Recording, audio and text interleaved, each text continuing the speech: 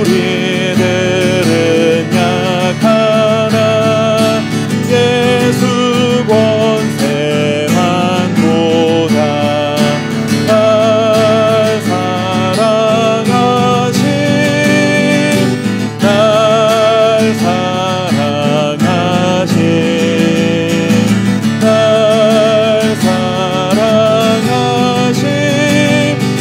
성경에 쓰였네.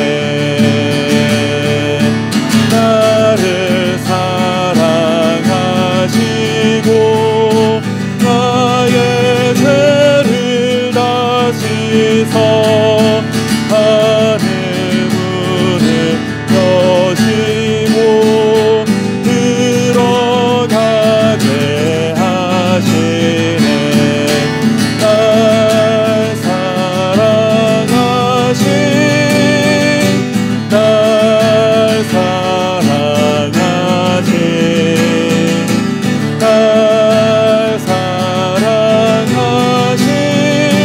성경에 쓰였네. 내가 연약할수록 더욱 귀히 여기사 높은 보좌 위에서 낮은 나를 보시네. 날 사랑하신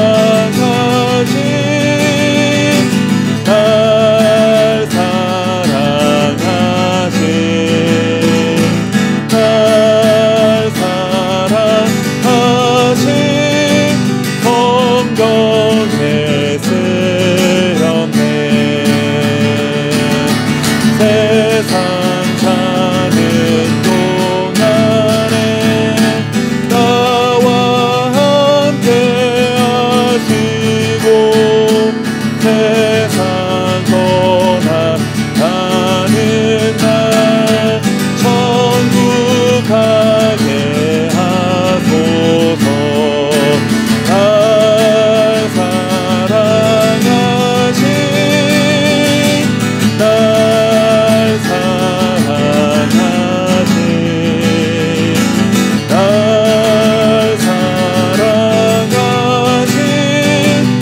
성경에 쓰였네.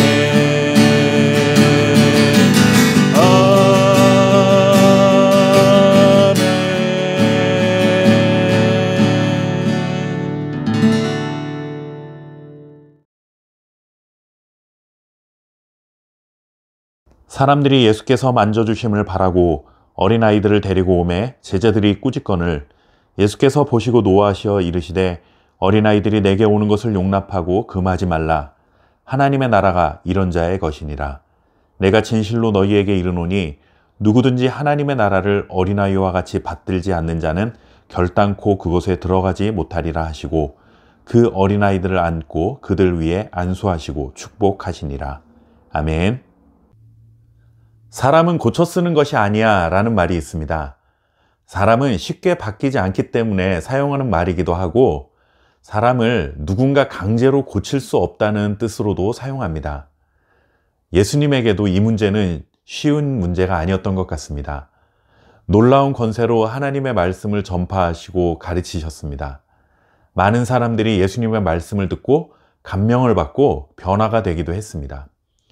기적처럼 병자들을 치유하시고 귀신들을 쫓아내기도 하셨고 무리를 걷거나 말씀 한마디로 풍랑을 잠잠케 하시기도 했습니다. 이런 가르침과 놀라운 일들을 가장 가까이서 지켜보았던 사람들이 바로 제자들이었습니다. 우리가 간단히 생각하면 이렇게 탁월한 가르침과 눈이 번쩍 뜨일 만한 일들을 직접 경험했다면 그들의 마음, 생각, 가치관, 태도, 말하는 언어 습관 등과 같은 삶의 모든 것이 다 바뀔 것 같은데 정말 사람은 바뀌지 않는다라는 말이 맞는 것 같다는 생각이 듭니다. 오늘도 예수님과 제자들은 하나의 사건으로 또 부딪히게 됩니다. 어떤 사람들이 예수님에게 아이들을 데리고 와서 예수님이 아이들을 만져주시도록 요청했습니다. 그런데 제자들이 이 사람들을 막아서고 꾸짖습니다. 마치 옛날 영화나 드라마에서 본 장면이 떠오르지 않으시나요? 애들은 가라 라고 외쳤던 장터의 약장수의 멘트가 생각납니다.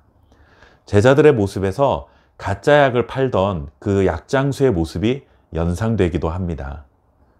그런데 당시 유대인들은 속죄일이 되면 아이들을 데리고 랍비에게 가서 랍비에게 축복받도록 하는 관습이 있었습니다. 그렇다면 오늘 사건은 아마도 속죄일이었을 가능성이 큽니다. 이러한 관습을 잘 알고 있었을 제자들인데 어찌된 일인지 부정적인 반응을 보인 것이죠. 이런 제자들의 반응에 예수님은 분노하셨습니다. 그러면서 하나님 나라에 대한 가르침으로 말씀을 이어가십니다. 그렇다면 제자들이 아이들을 데리고 온 사람들을 꾸짖은 이유는 하나님 나라에 대한 이해와 관련이 있다는 사실을 우리는 짐작해 볼 수가 있습니다. 여전히 제자들은 하나님 나라에 대한 생각이 자신들의 고정관념에 사로잡혀 있다는 사실을 보여줍니다. 정치적, 군사적 메시아가 와서 전쟁과 투쟁을 통해 힘과 권력이 있는 하나님 나라를 세울 것이라는 고정관념이 그들의 생각을 사로잡고 있었던 것이죠. 전쟁과 투쟁을 하려면 어린아이들은 별로 도움이 되질 않습니다. 성인 남성들이 있어야 도움이 됩니다. 어린아이들이 있는 것은 걸리적거릴 뿐 별로 필요하지 않은 것이죠. 그래서 제자들이 부정적인 반응을 보였던 것입니다. 예수님께서 이미 몇 차례나 하나님 나라에 대한 메시아에 대한 그들의 환상을 깨는 말씀을 전해 주셨고 올바른 가르침을 전해 주셨습니다. 그런데 제자들은 여전히 바뀌지 않았던 것이죠. 정말 사람은 고쳐 쓰는 것이 아니라는 말이 딱 들어맞다는 생각이 들지 않으시나요? 그래서 예수님도 화가 많이 나셨던 것입니다. 아직도 너희들은 깨닫지 못하느냐 하는 속상함, 안타까움, 답답함이었을 것입니다. 그러면서 예수님은 다시 하나님 나라에 대해 가르치십니다. 하나님 나라는 이런 자의 것이다. 즉 어린아이와 같이 권력이 없는 자, 힘이 없는 자, 사회에 영향력을 끼칠 수 없는 자, 전쟁에 나가서 무기를 들 수 없는 자, 이런 사회적인 약자들이라 할 수 있는 것이죠. 하나님 나라는 무기를 들고 전쟁에 나가서 적군을 물리치는 강한 용사들의 것이 아니라 어린아이처럼 아무런 힘이 없는 자들의 것임을 다시 한번 가르쳐 주셨습니다. 오늘 이 말씀은 문자적으로 단순히 어린아이들에게 호의적이신 예수님, 어린 영혼을 사랑하시는 예수님을 보여주는 것으로 끝나는 것이 아닙니다. 하나님 나라는 이렇게 힘과 권력과 부와 명예와는 아무런 상관없는 자들을 통해 이루어질 것이며 또한 하나님 나라의 백성이 되는 것에도 이러한 조건은 아무런 의미가 없음을 말씀해 주십니다.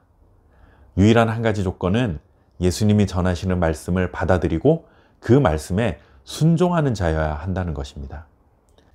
오늘날 교회와 성도들이 이러한 약자들에 대한 사랑을 얼마나 가지고 있을까 하는 물음을 던져봅니다.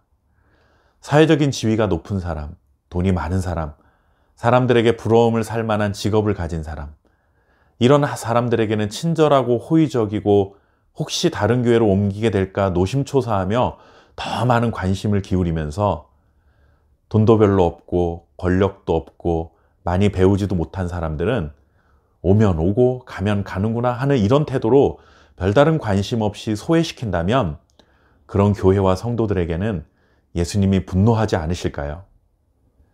제자들의 부정적인 태도로 아이들을 가로막았습니다.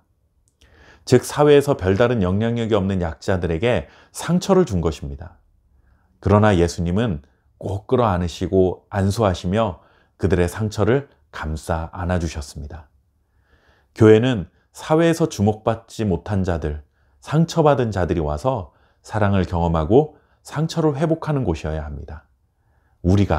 그리고 우리가 섬기는 교회가 그런 주님의 따뜻한 사랑을 경험할 수 있는 곳이 될 수 있기를 바랍니다.